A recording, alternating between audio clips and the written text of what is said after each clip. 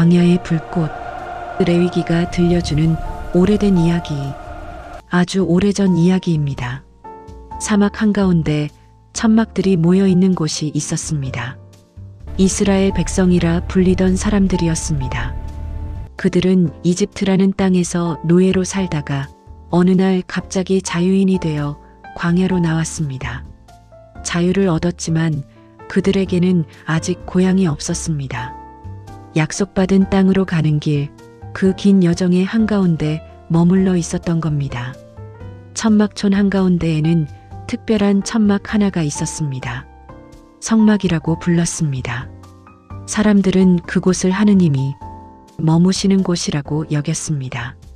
성막 앞마당에는 늘 연기가 피어올랐습니다. 제단에서 타오르는 불이었습니다. 그 불은 밤낮으로 꺼지지 않았습니다. 오늘은 그 불 앞에서 있었던 이야기들을 들려드리려 합니다. 제사라고 부르던 일들, 그 안에 담긴 사람들의 마음을 천천히 풀어보겠습니다. 일부 태워 바치는 제사. 어느 이른 아침이었습니다. 한 남자가 성막 입구로 걸어왔습니다. 손에는 밧줄이 쥐어져 있었고 그 끝에는 송아지 한 마리가 따라오고 있었습니다. 건강한 송아지였습니다. 흠없는 수컷이었습니다. 남자는 이 송아지를 1년 넘게 키워왔습니다. 제사장이 그를 맞이했습니다. 말없이 고개를 끄덕였습니다. 남자는 송아지의 머리에 손을 얹었습니다. 잠시 그대로 서 있었습니다. 눈을 감았습니다.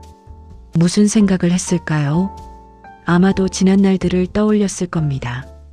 자신이 저지른 잘못들, 마음속에 남아있던 무거움들, 그리고 새로 시작하고 싶은 마음. 제사장이 송아지를 받았습니다. 제단 위에서 그것을 온전히 태웠습니다.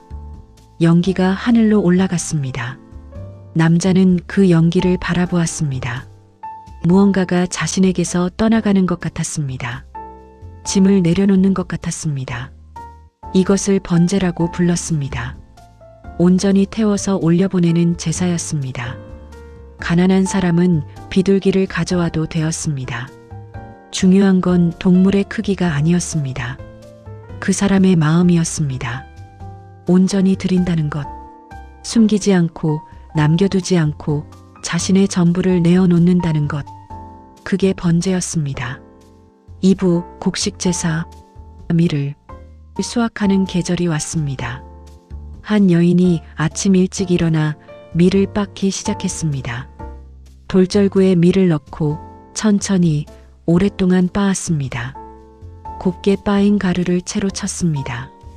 그리고 그것을 반죽했습니다. 올리브 기름을 조금 넣고 유향을 조금 얹었습니다. 그렇게 만든 떡을 들고 성막으로 갔습니다. 제사장이 그것을 받아 제단에서 태웠습니다. 나머지는 제사장의 몫이 되었습니다. 이것은 곡식 제사였습니다. 왜 곡식을 바쳤을까요? 그들에게 곡식은 노동의 결실이었습니다. 땀 흘려 일한 대가였습니다. 손으로 만든 것이었습니다. 동물을 키우지 못하는 사람도, 밭을 가진 사람도, 빵을 구울 줄 아는 사람도 모두 자기가 가진 것으로 나올 수 있었습니다. 곡식 제사에는 한 가지 규칙이 있었습니다. 누룩과 꿀을 넣지 말라는 것이었습니다. 누룩은 부풀게 만드는 것이고 꿀은 달게 만드는 것입니다. 겉만 그럴듯하게 꾸미지 말라는 뜻이었습니다. 소박하게, 정직하게 자기가 가진 그대로 가져오는 것. 그것으로 충분했습니다. 3부 함께 나누는 식사. 어느 집에 기쁜 일이 생겼습니다. 아들이 먼 길을 떠났다가 무사히 돌아왔습니다. 아버지는 감사한 마음이 가득했습니다. 그래서 집에서 키우던 소 한 마리를 끌고 성막으로 갔습니다. 제사장이 그 소를 받았습니다. 일부는 제단에서 태웠습니다. 기름과 내장이었습니다. 하지만 고기는 남았습니다. 그것을 가족들이 나누어 먹었습니다. 친척들을 불렀습니다. 이웃들도 왔습니다. 그날 저녁 성막 근처에는 여러 천막에서 고기 굽는 냄새가 퍼졌습니다. 사람들이 모여 앉아 함께 먹었습니다. 이것을 화목제 또는 친교제사라고 불렀습니다. 하느님께 감사를 표하고 그 감사를 사람들과 나누는 제사였습니다. 누군가 기쁠 때, 누군가 서원을 이루었을 때, 그냥 감사한 마음이 생겼을 때 이 제사를 드렸습니다. 고기를 먹으면서 사람들은 이야기를 나눴습니다. 웃었습니다. 함께 있다는 것만으로도 좋았습니다. 제사는 외로운 행위가 아니었습니다. 사람과 사람을 이어주는 자리였습니다. 사부, 실수와 회복. 어느 날 한 남자가 집에 앉아 있었습니다. 갑자기 무언가 떠올랐습니다. 며칠 전 이웃의 물건을 빌려갔다가 잊고 돌려주지 않았던 것이었습니다.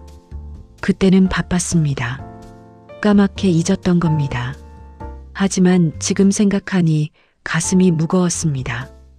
이웃은 그 물건이 필요했을 텐데 자신은 신경도 쓰지 않았습니다. 그는 일어나 이웃을 찾아갔습니다. 물건을 돌려주고 미안하다고 말했습니다. 그리고 다음 날 성막으로 갔습니다. 작은 염소를 끌고 갔습니다. 제사장이 그것을 속죄제사로 드렸습니다. 또 어떤 사람은 이런 일이 있었습니다. 실수로 남의 밭을 침범했습니다. 경계를 잘못 봤던 겁니다. 깨닫고 나서 그는 그 사람을 찾아가 잘못을 바로잡았습니다. 그리고 배상까지 했습니다. 그 다음 성막으로 가서 속건 제사를 드렸습니다. 속죄 제사와 속건 제사는 비슷했지만 조금 달랐습니다. 속죄 제사는 마음속의 죄, 알지 못하고 저지른 잘못을 다루었습니다. 속건 제사는 실제로 누군가에게 피해를 준 일, 되돌려야 할 것이 있는 잘못을 다루었습니다. 중요한 건 제사만 드린다고 끝나는 게 아니라는 점이었습니다. 먼저 잘못을 바로 잡아야 했습니다. 되돌려줄 건 되돌려주고 사과할 건 사과하고 그 다음에 성막으로 왔습니다. 제사는 마법이 아니었습니다. 회피의 수단도 아니었습니다. 그것은 자기 잘못을 인정하고 바로잡으려는 사람이 다시 일어설 수 있도록 돕는 장치였습니다. 오후 제사장의 하루 새벽이었습니다. 제사장이 일어나 제단으로 갔습니다. 밤새 타던 불을 정리했습니다. 재를 모아 정해진 곳에 버렸습니다. 새 장작을 올렸습니다. 불이 다시 타올랐습니다. 사람들이 하나둘 찾아오기 시작했습니다. 제사장은 그들을 맞이했습니다. 어떤 이는 기쁜 얼굴로 왔고 어떤 이는 무거운 마음으로 왔습니다. 제사장은 그들의 제물을 받았습니다. 정해진 방법대로 제사를 드렸습니다. 그는 말이 많지 않았습니다. 다만 정성껏 일을 했습니다. 제사장도 사람이었습니다. 그도 실수를 했습니다. 그럴 때는 자기를 위한 제사를 먼저 드렸습니다. 남을 위해 중재하기 전에 자기 자신부터 돌아보는 사람, 그게 제사장이었습니다. 6부, 왜 제사였을까? 광야에 사는 사람들에게는 고향이 없었습니다. 떠나온 땅도 아직 도착하지 않은 땅도 모두 자기 것이 아니었습니다. 그들은 떠도는 사람들이었습니다. 그런 그들에게 성막은 중심이었습니다. 어디에 있든 그곳을 향해 천막을 쳤습니다. 아침이면 그곳에서 피어오르는 연기를 보았습니다. 제사는 그들을 하나로 묶어주었습니다. 부자든 가난한 사람이든 제사장이든 평범한 사람이든 모두 같은 제단 앞에 섰습니다. 자기 잘못을 인정하고 감사를 표현하고 다시 시작하는 자리, 제사는 그런 자리였습니다. 왜 하필 동물을 바쳤을까요? 왜 피를 흘려야 했을까요? 그들은 그렇게 배웠습니다. 생명은 가벼운 게 아니라고, 잘못은 대가가 있다고, 회복에는 값이 따른다고. 동물의 생명을 통해 그들은 자기 생명의 무게를 느꼈습니다. 지금 우리는 그런 제사를 드리지 않습니다. 하지만 그 안에 담긴 마음은 여전히 우리에게 필요한 것입니다. 7부, 오늘 우리에게 이야기를 마무리하겠습니다. 광야의 제사는 오래전에 끝났습니다. 성막도 사라졌습니다. 제단의 불도 꺼졌습니다. 하지만 그 이야기는 남았습니다. 자기 잘못을 인정하는 용기, 감사를 표현하는 마음, 다른 이와 기쁨을 나누는 자리, 실수를 바로잡고 다시 일어서는 힘, 그것들은 지금도 필요합니다. 우리는 재물을 들고 성막으로 가지 않습니다. 하지만 여전히 삶 속에서 묻습니다. 내가 놓쳐버린 것은 무엇인가? 바로 잡아야 할 관계는 없는가? 감사해야 할 순간을 그냥 지나치지는 않았나? 레위기의 제사들은 단순히 종교의식이 아니었습니다. 그것은 살아가는 방법이었습니다. 하느님 앞에 선다는 것, 자기 자신을 솔직하게 보는 것, 다른 사람과 더불어 사는 것, 광야의 백성들은 그렇게 배웠습니다. 오늘 우리도 잠시 멈춰 설 수 있다면, 우리 안의 제단을 돌아볼 수 있다면 무엇을 내려놓아야 할까요? 무엇을 온전히 드려야 할까요? 누구와 화해해야 할까요? 광야의 연기는 사라졌지만 그 질문은 여전히 우리 곁에 있습니다. 조용히, 천천히 자기 마음을 들여다보는 시간. 그것이 제사가 남긴 가장 오래된 선물입니다. 구독과 좋아요는 귀한 선물입니다. 다음 영상에서 더 깊이 있는 이야기로 찾아뵙겠습니다. 편안한 밤 되세요.